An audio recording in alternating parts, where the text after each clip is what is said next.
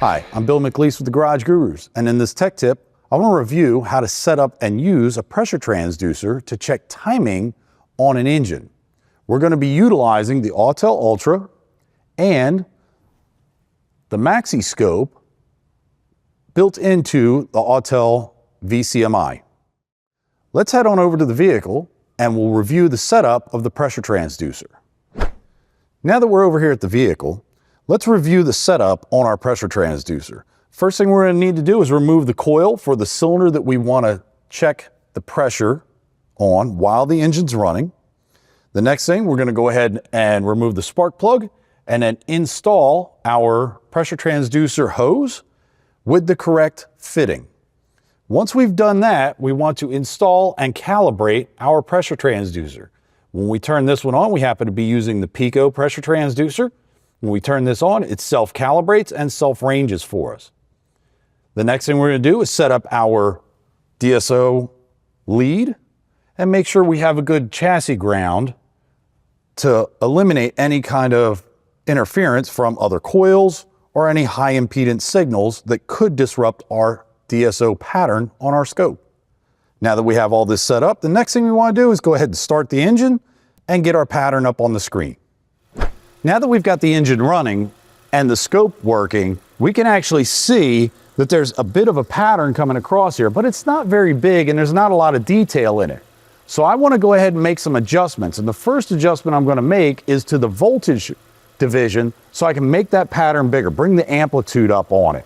So let's go down here to channel A, and you can see we're set at about a 20 volt DC range. So let's bring that down. I'm going to put it down around 2 volts first.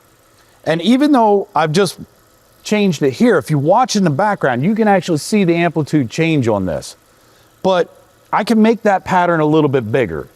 Yes, I'm seeing a lot of detail in the background, but I want to make it just a little bit bigger. So I'm going to go ahead and drop that down to 1 volt per division, which is going to really fill up about a half of the screen, which is what I want.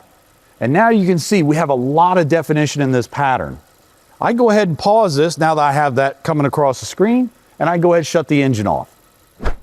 All right, next thing we want to do is start analyzing our pattern or our scope pattern that we recorded from our pressure transducer while the engine was running. The first thing I'm going to look at here is what exactly are we seeing in each one of these patterns? Well, we're actually seeing 720 degrees of crank rotation, and we're seeing all 4 strokes of this engine.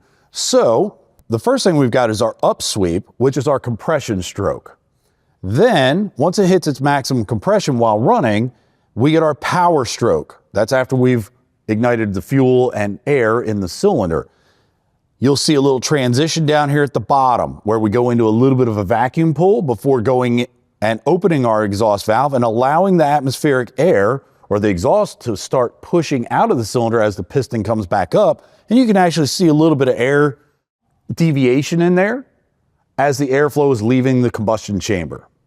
Then our second timing mark comes in where we get our transition from exhaust to intake valve opening, where the piston is now pulling back down and pulling a vacuum into the cylinder as it's filling it coming down with air.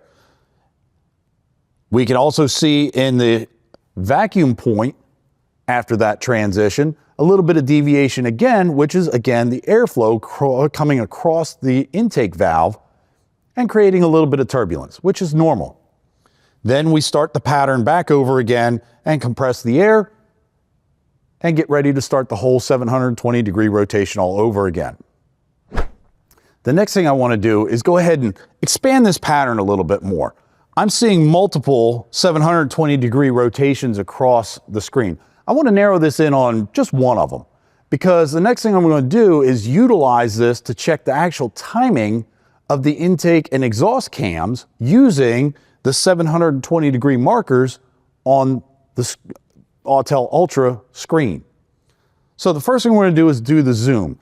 On an Ultra or on any of the Autel products that utilize a scope, to zoom is very easy. You just do 2 fingers, grab the screen, and you can just stretch the pattern out and bring it in so that we can see at least 2 of our compression points, running compression points on the screen. Once we have that, now we can go ahead and reach down here in the right bottom corner, grab the little blue triangle that says 1 on it. I'm going to bring that across, and I'm going to put that right in the center point, the highest point possible on our first compression ramp. To make it a little clearer, I'm going to go ahead and move this box out of the way with our math channels in it. Then I'm going to bring the second timing degree marker out, which is the lavender or purple one that says number 2. And I'm going to set that on the second compression point, high compression point, right about there. We want to get it as close to possible at the highest point on there. And from there, now we have our 0 to 720 degrees marked out. Let me move this up really quick out of the way again. I'm going to put it right up in the center. And I want to go ahead and break this down in 72 degree increments. And the way we do that is by tapping on the 720 degree mark over here, and you'll get this information screen to pop up. And all we're going to do, you can see we can change the values of each one of those boxes from 0 to whatever degree angle we would like, 180, 360, 540, or 720, which is what it defaults to on this scan tool. But at the bottom, I want to change the ruler value, and I can put up to 10 rulers in here. So that's what I want to do. I'm just going to go ahead and make that ruler value of 10. That's going to break all of these down into 72 degree increments. Once I put that in, hit confirm, and you can see now we can actually break this down into those 72 degree increments so we can see our 180, 360, 540 degree marks, which is going to give us better indication of whether or not an exhaust valve timing is off or an intake valve timing is off in relations to the crankshaft on our engine.